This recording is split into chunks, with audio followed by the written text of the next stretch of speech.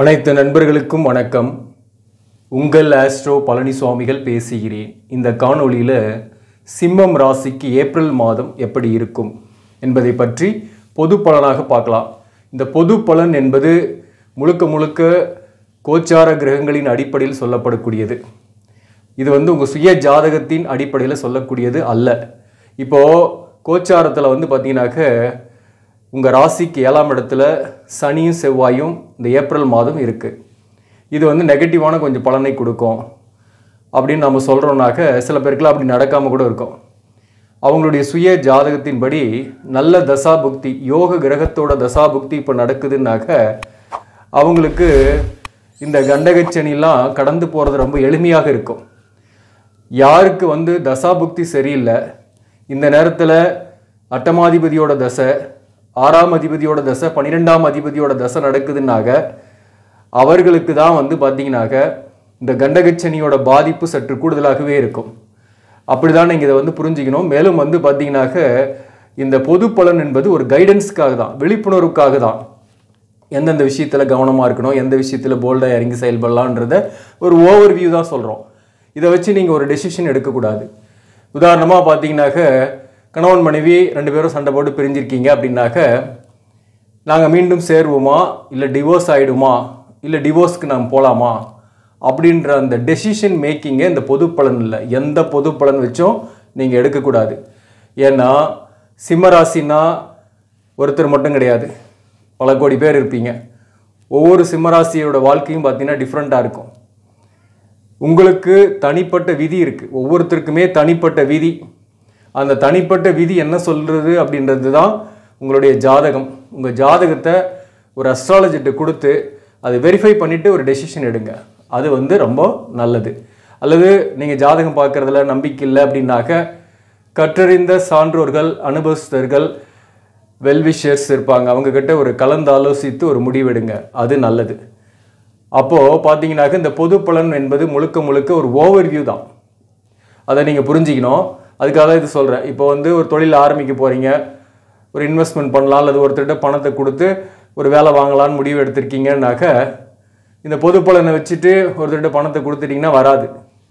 உங்கள் சுய ஜாதகத்தில் என்ன தசாபுக்தி அந்தரம் நடக்குது, கொடுத்தா வருமா, இல்லை அந்த வேலைக்கு நீங்கள் சூட்டபுளாக ஆவீங்களா, அந்த வேலையில் போனால் கண்டினியூவாக இருப்பீங்களா, அந்த வேலை உங்களுக்கு செட் ஆகுமா என்பதெல்லாம் நம்ம உங்கள் சுய ஜாதகத்தில் தான் பார்த்துட்டு தான் அதை முடிவெடுக்கணும். நீங்கள் இப்போ பார்த்தீங்கன்னாக்க இந்த ஏப்ரல் மாதம் எப்படி இருக்கும் அப்படின்னாக்க குறிப்பாக வாழ்க்கை துணையோட டாமினேஷன் இருக்கும். அவங்களோட பிடியில் நீங்கள் அப்பப்போ சிக்கி திணற மாதிரி சில சூழ்நிலைகள் அமையும். 7ஆம் இடத்துல செவ்வாய் சனி சேர்க்கை இருக்கிறதுனால கணவன் மனைவிக்குள் ஒரு கருத்து வேறுபாடுகளும் மிஸ் அண்டர்ஸ்டாண்டிங் இருந்துக்கிட்டே இருக்கும். பேசாமல் அமைதியாக சமாதானமாக போயிடுறது தான் நல்லது.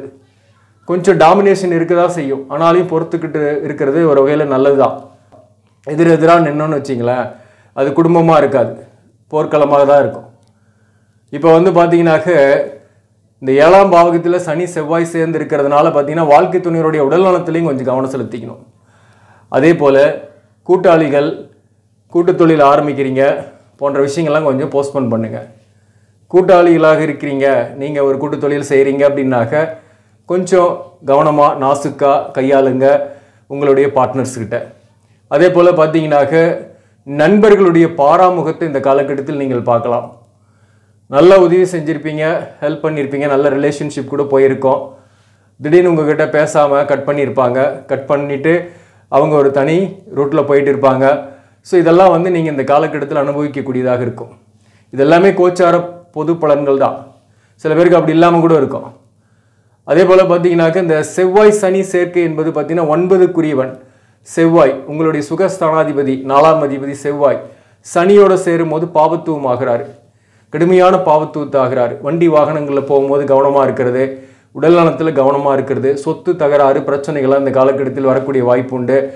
அதில் எந்த முடிவும் எடுக்காமல் சைலண்ட்டாக போகிறது நல்லது. இந்த செவ்வாய் சனி சேர்ந்துருக்கிறனால ஒன்றும் பெருசாக பாதிப்பு வந்துடும், நீங்கள் யாரும் பயப்படாதீங்க. நான் சொல்கிறது கொஞ்சம் நெகட்டிவாக இருக்கிற மாதிரி இருந்தாலையும் நீங்கள் பாட்டுன்னு சைலண்ட்டாக இருந்தீங்கன்னா எந்த பிரச்சனையும் வராது. ஓவராக எமோஷனல் ஆகிட்டு ஓவராக ரியாக்ட் பண்ணால் தான் பல பிரச்சனை நம்மளை தேடி வரும். இப்போ ஒரு இடத்துல வேலை பார்க்குறீங்க, மேலதிகாரி ஒன்று சொல்கிறாருன்னு வச்சிங்களேன், அதுக்கு ரியாக்ஷன் பண்ணிங்கனாக்க அந்த இடத்துல வேலை போகும் அல்லது வேலையில் இன்னும் கொஞ்சம் பிரச்சனையை உருவாக்கும். அப்போ நாம் வந்து அமைதியாக போயிட்டுன்னு வச்சிங்களா, அந்த இடத்துல எந்த பிரச்சனையும் இல்லை. அதே போல் தான் சக பணியாளர்கிட்ட போயிட்டு நம்ம ஏதாவது பேச போய் அல்லது ஏதாவது ஓப்பனாக வெளிப்படையாக பேச போய் அது பிரச்சனையில் போய் முடியும். அப்போ நம்ம சைலண்டாக இருந்துட்டா எந்த பிரச்சனையும் இல்லை, அது பாட்டுன்னு கடந்து போயிட்டே இருக்கும். கிரகங்கள்லாம் ஒன்று சேரும், பிரியும், போகும், வரும். நாம் அதை பார்த்து பேனிக் ஆகக்கூடாது. இப்போ ஆஸ் ஏ அஸ்ட்ராலஜராக ப்ரிடிக்ஷன் வரும்போது நெகட்டிவ் பாசிட்டிவ் கலந்து தான் நம்ம சொல்ல முடியும். எந்தெந்த விஷயத்தில் கவனமாக இருங்க அப்படின்னு சொல்கிறதுக்கு பேர் தான் ப்ரிடிக்ஷனு. அப்போ ஜோதிடம் என்பதே ஒரு டார்ச் லைட் தான். நீங்கள் வந்து போகிறீங்க, ஒரு பாதையில் போகிறீங்க, அந்த பாதையில் பள்ளம் இருக்குது, கல் இருக்குது, பாம்பு இருக்குது, பல்லி இருக்குது அப்படின்னு முன்கூட்டியே தெரிஞ்சிச்சுன்னா அந்த பாதையை அவாய்ட் பண்ணிடலாம். அல்லது நம்ம சேஃபாக அதை கடந்து போயிடுவோம் கையில் அந்த டார்ச் லைட் இருந்தாக.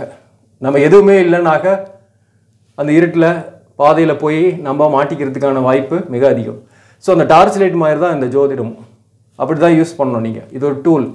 இந்த டூலை வந்து நம்ம யூஸ் பண்ணி கரெக்டாக வந்து நம்ம லைஃப்பில் வந்து யூஸ் பண்ணாக்க நம்ம சக்ஸஸ் ஆகலாம். அந்த மாதிரி பெரிய பெரிய ஆளுங்கள்லாம் இந்த ஜோதிடம் என்ற இந்த மிகப்பெரிய அறிவியலை பயன்படுத்தி நல்ல முன்னேறி இருக்காங்க. அதே போல் பார்த்தீங்கன்னாக்க இந்த விஷயத்தை வந்து நான் சொல்லக்கூடிய விஷயம் உங்களுக்கு ஓரளவுக்கு புரியும்னு நினைக்கிறேன். அதாவது செவ்வாய் சனி சேர்ந்து இருக்கிறதுனால பெரிய பாதிப்பு வந்துடணும்னு நினைக்க தேவையில்லை. ஆனாலும் நம்ம கொஞ்சம் கவனமாக இருந்துட்டாக்க நமக்கு எந்த பாதிப்பும் வராமையும் இருந்துடலாம் அப்படின்றத நான் சொல்ல வரேன். வேற ஒன்றும் கிடையாது. உடல்நல விஷயத்தில் கவனம் செலுத்திங்க, எக்ஸசைஸ் பண்ணுங்க, வாக்கிங் போங்க, உணவு விஷயத்தில் கவனமாக இருங்க. மேலும் தந்தைக்கு உடல்நல பாதிப்பு வந்து போகக்கூடிய வாய்ப்பு உண்டு. தந்தையின் உடல்நலில் கவனம் செலுத்திங்க.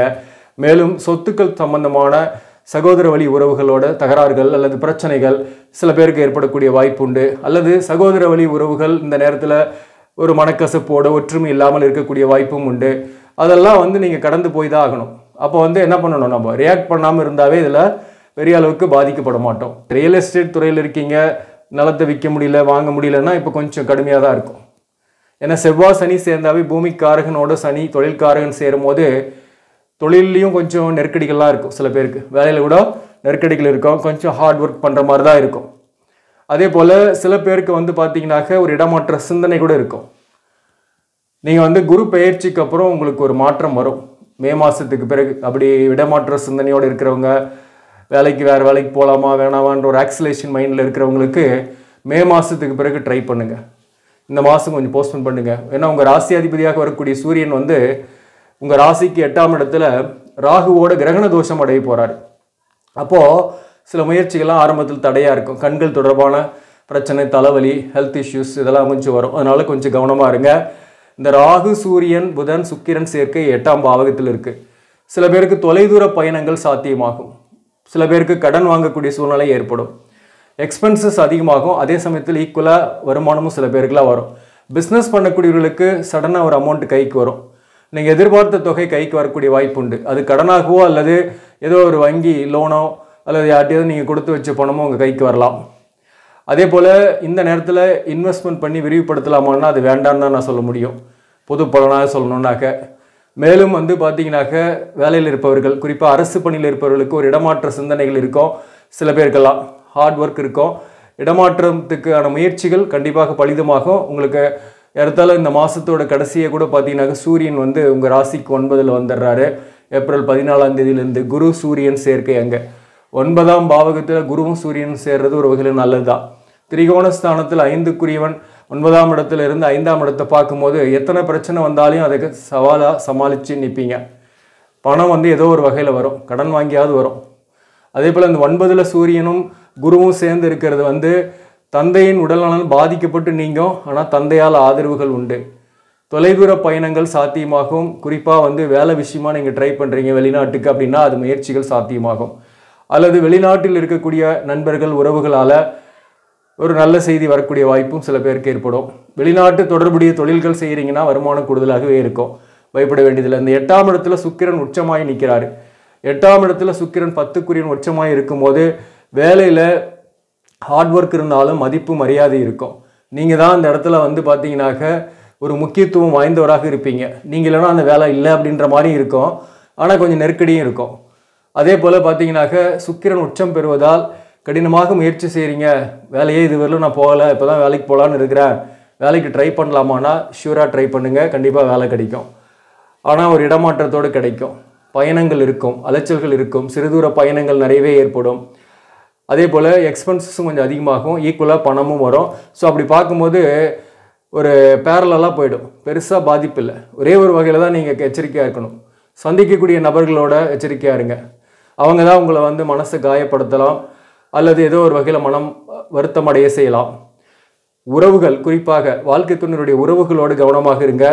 அதே போல் வாழ்க்கை துணைவரோடையும் கொஞ்சம் கவனமாக இருங்க. அவங்களால தான் உங்களுக்கு கொஞ்சம் மன வருத்தங்கள், பிரச்சனைகள், நண்பர்கள், சக பணியாளர்கள், இவங்களால தான் உங்களுக்கு கொஞ்சம் பிரச்சனைகள் வரக்கூடிய வாய்ப்புகள் உண்டு.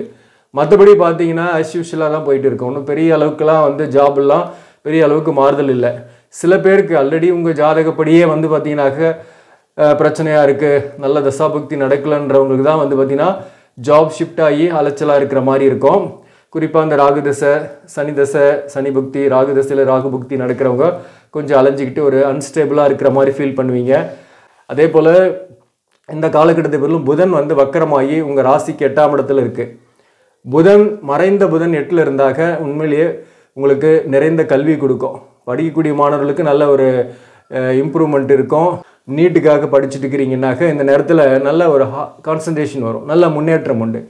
அதே போல் 11ஆம் அதிபதியாக வரக்கூடிய புதன் 8ல் வக்கரமாக இருக்கிறதுனால பணம் வரும், நிறைந்த செல்வத்தையும் கொடுப்பார். பணம் ஏதோ ஒரு வகையில் வரும், அதனால் பயப்பட வேண்டியதில்லை.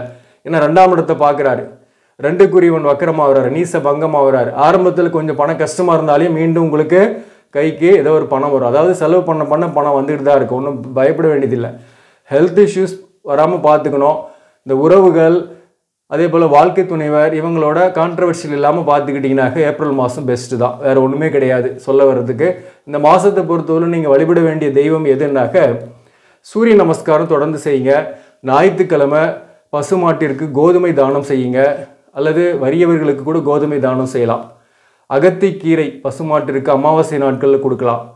சூரிய நமஸ்காரம் செய்கிறது, ஆதித்ய இருதயம் படிக்கிறது அல்லது ஆதித்ய இருதயம் ஸ்லோகம் கேட்கறது, இதெல்லாம் சிம்மராசிக்காரர்கள் தொடர்ந்து செய்யும் போது அற்புதமான பலனை ஏற்படுத்தும். ஆக நண்பர்களே, இந்த பதிவு உங்களுக்கு பிடிச்சிருந்தாக லைக் பண்ணுங்கள், இதை மற்றவர்களுக்கும் ஷேர் பண்ணுங்கள். இன்னும் நம்ம சேனலை சப்ஸ்கிரைப் பண்ணாமல் பார்க்குறவங்க சப்ஸ்கிரைப் பண்ணி கண்டினியூ பண்ணுங்கள். இதன் மூலம் உங்களுக்கு ஒரு சரியான ஜோதிட தகவல்களும் ஆன்மீக தகவல்களும் கிடைக்கும். நன்றி, வணக்கம்.